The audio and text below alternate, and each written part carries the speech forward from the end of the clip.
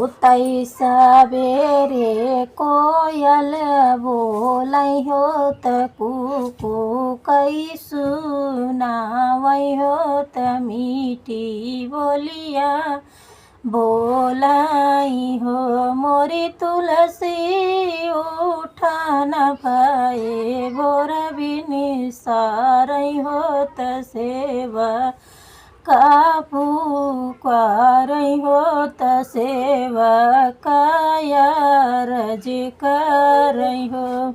होतै सुबेरे कोयल बोलै हो त कुकु कै सुनावै हो त मीठी बोलिया बोलाई हो।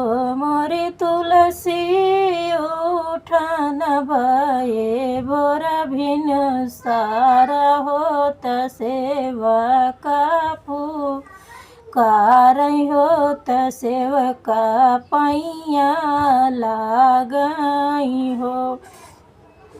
मैया मोरी तुलसी उठिन भोरही सबेरवा हो त सेवका उठै जल देई है सेवका भोग लगई है हो। कोयल के बोली सुनई तुलसी हो त भोरे उठी गई है हो त भोरे उठी जई है हो।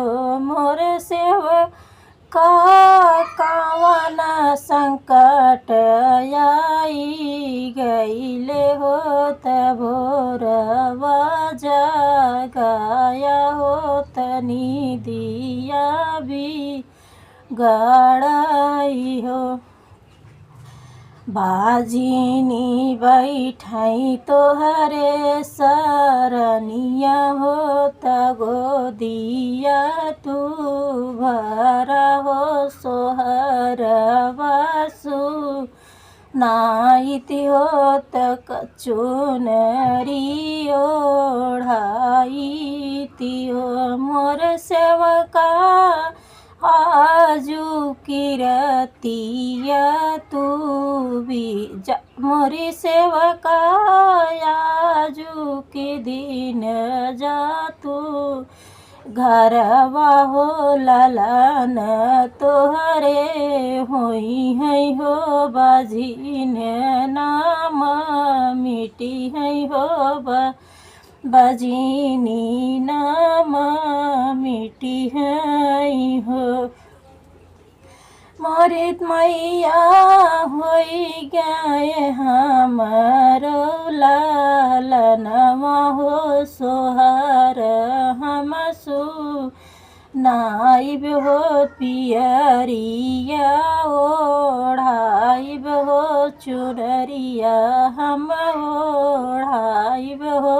हरि के संग ब्याहब हो तभी हरि के संग ब्याहब हो त पियरी रंग।